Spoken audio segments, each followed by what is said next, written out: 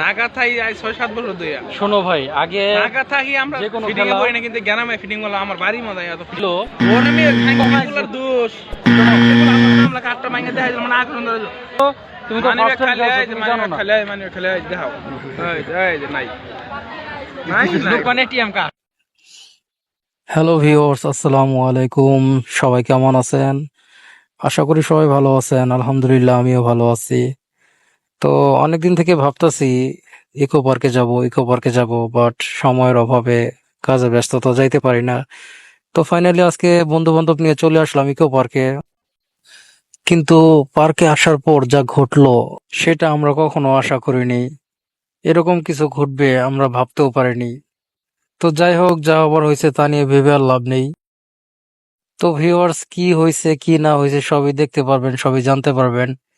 ধৈর্য ধরে ভিডিওটা কন্টিনিউ করতে থাকুন। তার আগে চলুন আমরা এই ইকো পার্কের সংক্ষিপ্ত ইতিহাস জেনে আসি।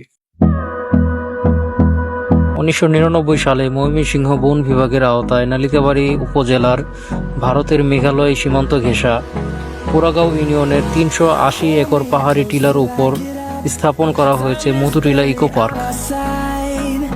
সে সময় একটি রেস্ট হাউস, পাহাড়ি লেকের মধ্যে pedal boat, star bridge, mini চিড়িয়াখানা ও শিশু পার্ক, মৎস্যকন্যা, হাতি, বাঘ, হরিণ, কুমির সহ বিভিন্ন জীবজন্তুর প্রতিকৃতি স্থাপনা করা হয়। পাশাপাশি পার্ক জুড়ে সৌন্দর্য বর্ধন গাছ ও মৌসুমী ফুলের বাগান করা হয়।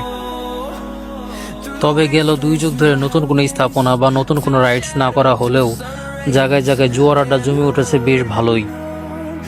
বন্ধুরা, জোয়ার আড্ডা এই জন্যই বললাম, খেয়াল করে দেখুন আমার পিছনে কিছু লোক জড়ো হয়ে জুয়া খেলতেছে। শুধু এখানেই না, এরকম আরো বিভিন্ন জায়গার মধ্যে বসে বসে জুয়া খেলা চলে। তো এই জুয়া খেলাটা এমন একটা খেলা, ধরেন 3টা কার্ড নিয়ে 3টা কার্ড দিয়ে খেলে। যে কেউ কনফিডেন্সলি এই খেলাটা খেলে যে হ্যাঁ আমি টাকাটা পাবো, বাট আনফর্চুনেটলি এই টাকাটা পায় না। সো তাই দয়া করে আপনারা কেউ এই ধরনের খেলা খেলতে যাবেন না। এই খেলা খেলতে গিয়েছিল আমার 4 জন বন্ধু, তারা হিউজ পরিমাণে একটা টাকা এখানে খরচ করে ফেলেছে। তো ভিউয়ার্স, আপনারা হয়তো বুঝতেই পারছেন আমরা অনেক আশা নিয়ে এই পার্কে ঘুরতে গেছি। তো এই চিটার বাটপারদের হাতে পড়ে আমরা একদম সর্বশান্ত হয়ে গেছি। আমাদের যত টাকা পয়সা ছিল সব শেষ হয়ে গেছে। ভিউয়ার্স, আমি এখানে একা একা ভিডিও করতেছি, মজা করতেছি, ফুর্তি করতেছি, কিন্তু ওইদিকে আমার 5 জন ফ্রেন্ড টাকা হারিয়ে এতটা মন খারাপ হয়েছে তাদের। তারা একা একা এক এক জায়গায় এক একজন বৈশা আছে। তো চলুন আমরা তাদের সাথে একটু কথা বলি। যাক ব্রো, দুঃখ করো না, এনজয় করো। হ্যালো ব্রাদার, কেমন আছো? ভাই আমার জীবনে প্রথম মানে এত ফিটিং এ বললাম ঢাকা থাই ৬-৭ বছর ধরে। শোনো ভাই, আগে ঢাকা থাকি আমরা যে কোনো ফিটিং এ খেলা বই না, কিন্তু গ্রামে ফিটিং হলো আমার বাড়ি মজা এত ফিটিং এ বললাম মানে তোর বাড়ি যে কোনো পরিবেশ আগে বোঝা লাগবে। এখন কথা হইলো ওর মা খাইগুলার দোষ এগুলো আমার সামলা কাটটা মাইনে দেখাই দিলাম না আগুন ধরে আরেক মাথা তো 3000 দিল না অপরিত সব ওদের লুকই, ওদের লুক 4-5 জন থাকে, ঠিক আছে। তবে কথা হইলো তুমি তো ফার্স্ট টাইম খেলছো, তুমি জানো না। খালি দেখাও এই যে নাই দোকানে টিএম কার্ড আসতে আছে।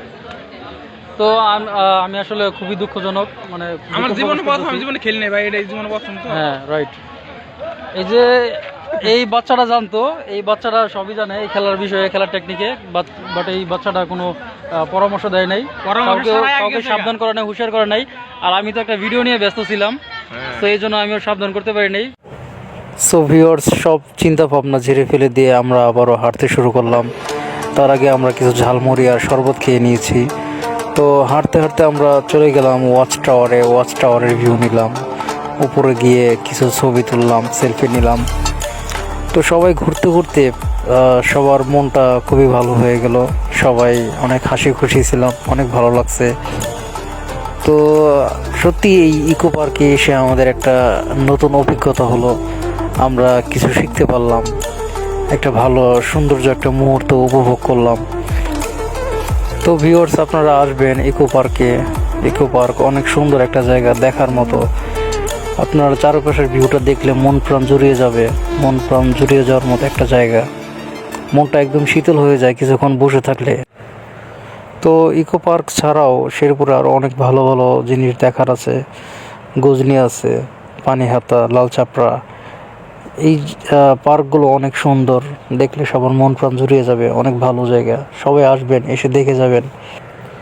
তো এরপর আমরা চলে গেলাম কিছু কেনাকাটা করার জন্য। কেনাকাটা করতে গিয়ে দেখি অনেক ভালো ভালো জিনিস আছে, তবে আমার সেরকম কোনো কিছু পছন্দ হয়নি। পছন্দ হওয়ার মধ্যে এই যে কিছু নাম পছন্দ হয়েছে।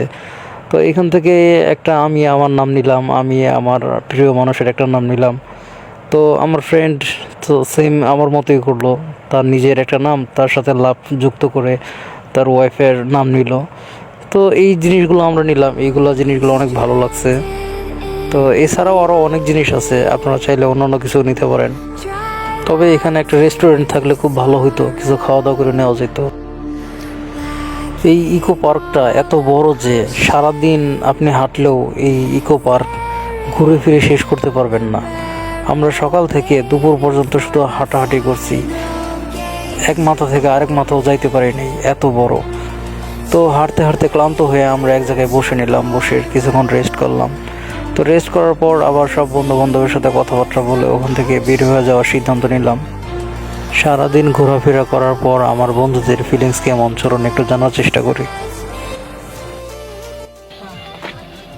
ব্রো, তুমি কি কোনো দুশ্চিন্তা করতেছো? না আর ইউ অলরাইট?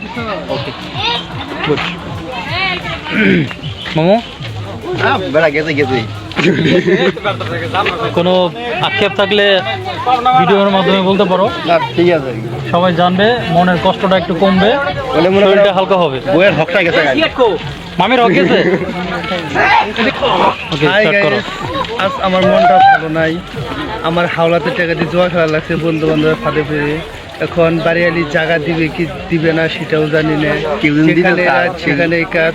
সর্বশেষ কথা পোলাপানে বেড়া হচ্ছে জামালপুর যাবে, কি যাওয়া যায় সেখানে? আশা করি অবশ্যই যাওয়া যায়, আপনারা মতামত জানাবেন। ওকে, ধন্যবাদ। জানাবে। তো ভিউয়ার্স, ভিডিওটি শেষ করছি আজ এই পর্যন্তই। দেখা হবে নতুন কোনো ভিডিওতে। ততক্ষণ সবাই ভালো থাকুন, সুস্থ থাকুন। আর হ্যাঁ, ভিডিওটি যদি আপনাদের একটুও ভালো লাগে থাকে অবশ্যই একটা লাইক দিবেন, একটা কমেন্টস করবেন ও শেয়ার করবেন। ধন্যবাদ সবাইকে ভিডিওটি দেখার জন্য। ভালো থাকবেন। আল্লাহ হাফেজ।